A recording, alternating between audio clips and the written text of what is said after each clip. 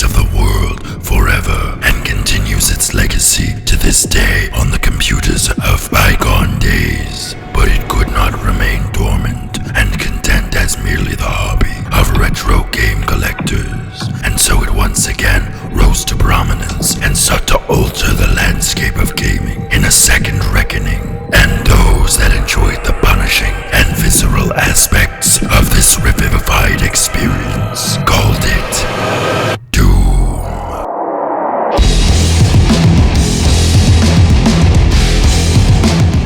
So Doom is a thing. No, not Dune. Doom. Like as in the end of the world. Doom. Doom! Doom! Yeah, like that. I hope you enjoyed that intro. I really couldn't help myself because this game is so awesome. All Doom games are pretty awesome, but in this case I'm referring to Doom 2016, the one with the bitchin' soundtrack. Yeah, there's a reason that when the Doom music kicks in is now a meme.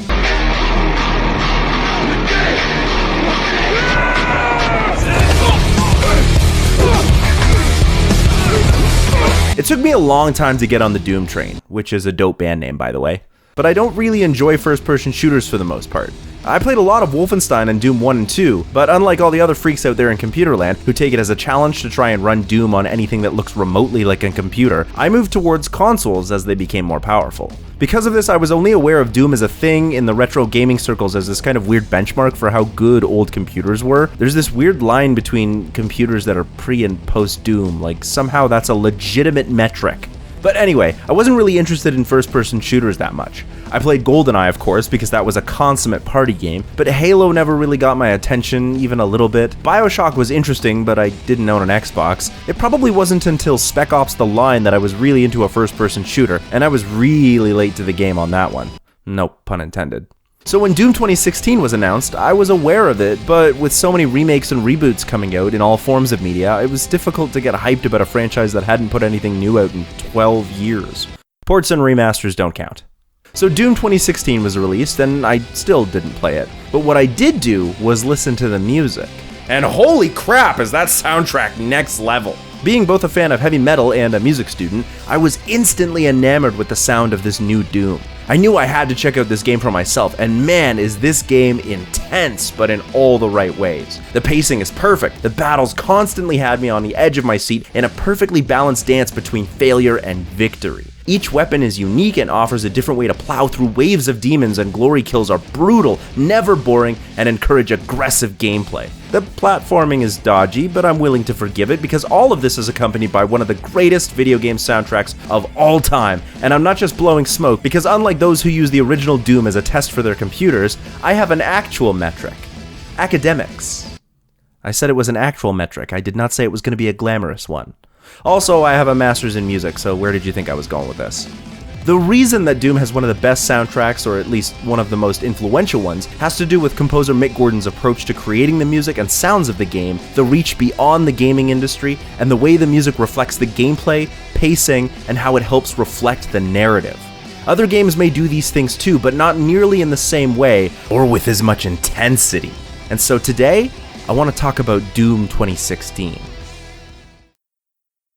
Doom began with a small gaming company out of Texas named id Software, who wanted to produce a remake of the classic Castle Wolfenstein back in the early 90s. While playing with the game's mechanics in a new engine, it was decided that the stealth elements of the original game would be left out in order to keep the game fast-paced. The game was a massive success, and the team began to look at a follow-up with a prequel and a new project. This new game, called Doom, was released in sections by mail order and was so popular that it was loaded onto more computers than Windows 95. Despite the success of Wolfenstein 3D and its prequel, Doom clone was the term used to describe this newly emerging genre, which is now called the first-person shooter. Doom 2 was released only a few years later, with the same kind of praise as the first game. With the success of the franchise, id Software was approached by other developers to use the license. Midway Games offered to create a Doom game for the Nintendo 64 console under id's supervision, which led to the first Doom on console with Doom 64. After the completion of a similar game called Quake, which continued to iterate and improve on the genre, id Software returned to the Doom franchise. However, it had been over 10 years since the original game, and the team now looked very different. Doom 3 was released in 2004 and was really only a remake of the original game using technology updates that had been developed since the original, but the game failed to capture the same interest as its two predecessors. Doom 4 was then announced, but was ultimately cancelled due to lack of direction. After Doom 3, id regularly released updates, secret levels, lost levels, and ports of the Doom games. They were also big supporters of the modding community, which actually led to them hiring some prominent modders for later Doom games. Fans were happy to receive these updates, but were left wondering when they might get something truly brand new from Doom. That wasn't a movie with Dwayne "The Rock" Johnson. Oh yeah, you forgot about that one, didn't you? Yeah, I don't blame you. And then, BAM! Doom 2016 happened, and it was like Doom was back, but shiny and new, or dusty and covered in guts. But it was back, as a sort of sequel and reboot all in one. The graphics and gameplay were newer, but at its core it was still about killing demons in that same frantic way, but the soundtrack was next level. The game was critically acclaimed, and once again revolutionized the way people looked at the genre that had once been named after it. The game was then followed by Doom Eternal in 2020, with updated enemies and even more badass tracks. There was also another movie in 2019, but maybe we'll just pretend not to remember that one. The Doom franchise is rather vast and has so many remakes and ports and lost levels that for the sake of ease, I'm only going to cover the story of Doom 2016, so this is your spoiler warning. At some undisclosed location, the Doomslayer wakes up from inside a weird-looking sarcophagus, but there's no time to think about that because there are demons all around, and so the Doomslayer does what he does best. As the game progresses, the events that led to the Slayers being entombed and the subsequent reason for his release become apparent. With the Earth in the middle of an energy crisis, a corporation known as the UAC created a facility on Mars where they began researching the means to exploit the resources of hell. Yes, like demons, monsters, and Satan, that hell. And because capitalism is the thing, no one thought, this is a bad idea. Except for some dude named Samuel Hayden, the director of the UAC, who after successfully harvesting, filtering, and selling the energies of hell to the rest of the solar system, realized that maybe he might need some kind of contingency plan if shit should go sideways. And because his protege, Olivia Pierce, started acting weird and was a little too into human sacrifice, shit went sideways. But Dr. Hayden had studied some of the relics and artifacts from hell, which led him to the tomb of the Doomslayer. It appears that all of the stuff that had happened in the first two Doom games is actually canonical, and when the gates to hell were first opened, the Doomslayer battled the legions of hell and defeated even the most fearsome of demons, and was the only person to have gone to hell and back unscathed. But the demons used his own bloodlust against him and lured him into a tomb where he was supposed to stay asleep for eternity while the demons did their terrible demon stuff. Okay, the game isn't super clear about what that is, but they're demons, right? It can't be good whatever it is. But Dr. Hayden found the Doomslayer, and now it's up to him, or you, to stop Olivia from opening up the gates of hell because of some weird pact she made with the demons. And Doom Eternal picks up after the events of Doom 2016, and shit goes even more off the rails, and apparently now every Doom game might be canonical, and possibly the 2019 movie too. But at least we have that bitchin' soundtrack. Doom 2016 shook up the way that gamers and developers approached first-person shooters in a way that had not been done since the original game. But outside of the world of video games, Doom also had a huge impact. The music of Doom began to take on a life of its own. Normally, soundtracks for games become iconic because of their association with particular parts of the game. It's almost impossible not to think about a location in Ocarina of Time that doesn't have a recognizable melody that encapsulates the feeling of that locale. I can practically hear you humming the Kakariko Village theme right now. But for Doom, the soundtrack became separate from the game. The crushing riffs and ambient textures were not just effective as part of the game's experience, but were often taken out of context and enjoyed simply because of their composition. The songs were circulated online, and nowhere was this more apparent than amongst fans of heavy metal. The music of Doom has all the hallmarks of heavy music, in that it's preoccupied with the heaviosity in order to promote intensity. But this wasn't always the case. In the beginning, the developers didn't want anything to do with guitar because they felt heavy metal had become a bit of a cheesy joke. With its squealy guitar solos and corny riffs, they thought it might result in a soundtrack that might not reflect the mature nature of the story. And in order to comply, Mick Gordon created an array of effect pedals and processors as one whole system to use as an instrument.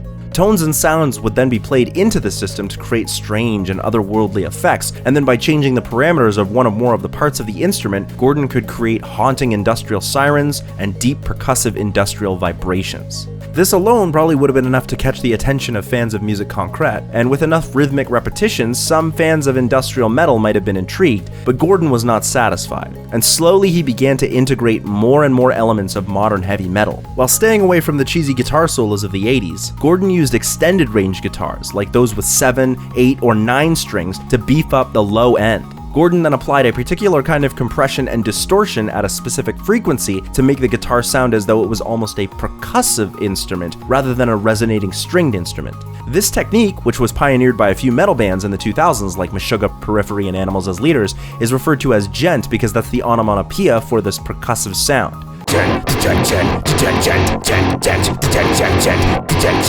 The resulting songs were a roller coaster of ambient industrial atmospheric feedback and devastatingly powerful riffs driven by low-end frequency and rhythmic ferocity. And the ambient sections became just as important as the heavy sections, as the contrast between the two drew metalheads in with their anticipation of when the next blast of energy would come. When the soundtrack dropped a few months later, metalheads scrambled to order or purchase the 2+ hours of music. The soundtrack had taken on a life of its own outside of the game, which proved to help promote the game, but it also brought new people to metal music. The die-hard metal fans of the past had been given a piece of popular culture that embraced and utilized what they loved about music, and had pushed it further by adding some aspects of musique concrète and doing away with standard melodies, which arguably made it some of the heaviest music that had ever come out. But it also brought heavy metal back into the public eye. Heavy metal is intense, yes, but that doesn't mean everyone can't enjoy it. And both of these things became even more obvious when Mick Gordon performed some of these songs live at the 2016 Game Awards with Periphery drummer Matt Halpern to great fanfare. The soundtrack changed the perception of both what gaming music could be and how people view heavy metal, both from inside and outside the genre. It was revolutionary, and we haven't even gotten to how it was used in the game yet. Now, a soundtrack that sounds like this would definitely not work for just any game. If the Doom music kicked in any other game, you might wind up with a moment that was intense, but a bit comedic.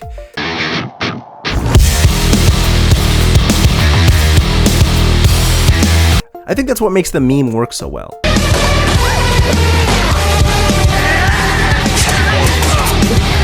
Oh, hell yeah. Brutal, but also a little silly. But Doom is a game about putting your fucking fist through a demon's eye socket. There's already a degree of slapstick violence inherent in that. A kind of catharsis in the brutality that's not unlike watching John Wick. Actually, that's a pretty good comparison.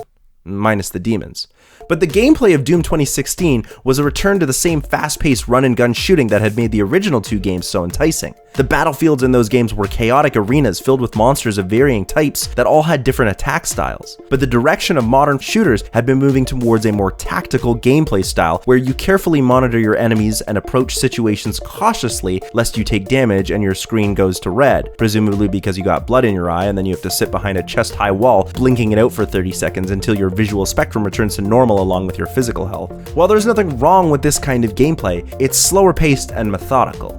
This just wouldn't work for Doom. It's Doom. Get your ass out from behind that chest-high wall and fuck up some demons. This isn't to say that Doom's gameplay is mindless. The chaos of the battle puts players in constant need to be aware of their health instead of dipping yourself into one end of the rainbow. How much ammo is left in each weapon, which weapon is most effective on each enemy as per the individual's playstyle, and most importantly, where each enemy is located. Like the original Doom games, enemies all move and attack the player in specific ways, and arenas are often littered with multiple types of enemies that are easily recognizable visually, so a brief glimpse is enough to ascertain the threat and type of attack. You then have to keep moving, because some projectiles you can see, some are beams, some enemies will ram you, and others only take damage from behind. Your choices are to move and prioritize threats or die. Really, that's it. And there's no such thing as a less threatening enemy, because the imps will sneak up behind you and chip your health away.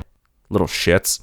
The result is that you're constantly switching weapons and which enemy to focus on as you move, shoot, and manage resources, which is not a heavy cognitive load, but this is all constantly changing from second to second. And a new addition to Doom 2016's gameplay is that if you start to run low on ammo or health, the best way to get more is to get closer to an enemy and perform a glory kill or use the chainsaw. That means that when you're most vulnerable, the game encourages you to make the riskiest moves. These are the moments where you feel the most empowered as a player because you're either gonna die and have to start the fight over, or you're gonna shred that demon's face and continue into the next split-second decision of the fight. In between these arena locations where fights take place are sections of finding keycards or some mild platforming. I say mild platforming, but what I really mean is mildly irritating. I think I died more times from falling than I did from demons. But the music perfectly reflects these two parts of the game. There's never a moment of rest during the battle sections, so the music is always high energy. This is when we get the metal tracks that perfectly represent that intensity, aggressive with just a hint of panic. But when you finish the fight and the music fades to that ambient sound design of the puzzle or platforming section, you're left with this feeling of release. Hell yeah, I did it, I beat those demons. Anybody else wants some of this death I'm serving up? And then the softer sections continue on with their ominous drones, and it leaves you slightly on edge, wondering, when is the next fight gonna happen? Slowly filling you with dread until the enemies appear, and then the music amps up and the cycle continues. In video gaming, we would call this a gameplay loop, especially when you add new guns and enemies into the mix to try out, which adds to the fun. And the music actually reflects this cycle, and every location has its own battle theme and ambient theme to distinguish itself from other locations or levels. But it doesn't stop there, because the gameplay and music choices also reflect the narrative. In the follow-up to Doom 2016, Doom Eternal, there's a track called The Only Thing They Fear Is You, and it's possibly one of the best songs from either soundtrack, although BFG Division is still my favorite. But the name of this track is particularly important because it reflects the narratives of both games. Throughout the story, we learn about Argent Energy and the demons, but we also learn about the origins of the Doomslayer, the character you play as. The silent harbinger of death for all things Hellspawn has become so ubiquitous for his ability to slay demons that he is the stuff of legends for the demons of hell. These vicious and sadistic creatures might try to put an end to you in their mindless fervor for annihilation, but they're afraid of the Doomslayer, and they will throw everything they have at you to try and stop you. Throughout the course of the two newer games, you come across extremely difficult demons with big health bars. Bosses are a pretty common occurrence in video games of all kinds, and big health bars are nothing new. Looking at you, Soulsborne games. But what comes with bosses is dope songs to underline the epicness of the battle and the stakes that are at stake. And for a game like Doom, you would expect these moments to be even more high-energy metal fests. And these tracks are great, but usually boss tracks feature shorter musical loops with higher intensity than regular battle themes. Think of One-Winged Angel and the epic choir and pulsing rhythm, but Doom's soundtrack isn't orchestral and it's already pretty incredibly fast and rhythmic, so how do you make that track even heavier than it already is? Because the boss themes are good in this game, but they're not really heavier or more intense than the regular battle themes. Again, this isn't to say the tracks are any less good, they're still wicked, but there isn't more. I'm not really sure how you could even get more intense, but it's also not the point, because if you pay attention to the story, you know that there really is only one boss in the whole game, and it's you, the Doomslayer. The only thing they fear is you. Doom is a game where the monsters you fight are actively afraid of you and what the Doomslayer is capable of. The bosses might be harder than regular demons, but the game tells you in the story and in the gameplay, and especially in the music, that you are the boss. You're the thing that's at the end of the level. You're the impossible fight for the demons. Every song is boss music in Doom because you're the boss monster. When you fight, boss music kicks in, and it's not just regular boss music, but Doom music. Doom's soundtrack was more than just an atmospheric and appropriate companion for the game. Like the game itself, it revived the intensity and interest in a whole genre. What's more is that the music is constantly assaulting your ears, reminding you of what the story is already getting across. You're the boss, and a lot of the story points are almost entirely skippable. You don't have to read any text, and you can skip over these talking demon statues that relay demon scripture, which means that if you're not interested, you may never know that the demons fear the Doomslayer because of the story. So everything else in the game has to convey that information. The aggressive forward momentum of battle and the glory kills punctuated by the powerful percussive musical drills it into your head with context clues. You are the Doomslayer. You're unstoppable, and you know this. And it's all right there in the music. And that is why Doom 2016 has one of the greatest soundtracks in gaming history. Here are my stray thoughts. I did finally get better at platforming in this game, but I think that platforming in general in first-person shooters is rarely a good idea. I think the hook in the sequel makes this a little bit better, and the sequel somehow looks even more kinetic than 2016, and that's saying something. If you're interested in hearing more about how the soundtrack was made, check out this lecture that Mick Gordon gave at a GDC conference. I cited the source, and that's all in the link at the description. It's mind-blowing and definitely worth your time, and just like the game, there's some awesome secrets hidden in the music itself. Hey, thanks so much for watching that episode. Sorry about the weird upload time between Thursdays. I got COVID and that really messed things up, but I was very excited to talk about Doom, and I'm back now, and things should be great. If you liked the song from that intro that I did, it's called Binary Star, and it's off my band Robot Philosopher's brand new album, Astral Migration, which you can listen to right here on YouTube at that channel, or anywhere else you enjoy listening to music. You can always check out our other channel, the Cinemasters, for more conversations about movies and maybe video games one day when we get more time. And stick around for more episodes of This Is a Thing, the long and the short of it, and lots of other cool ideas we've got right here on Cinemasters Ultimate Timeline.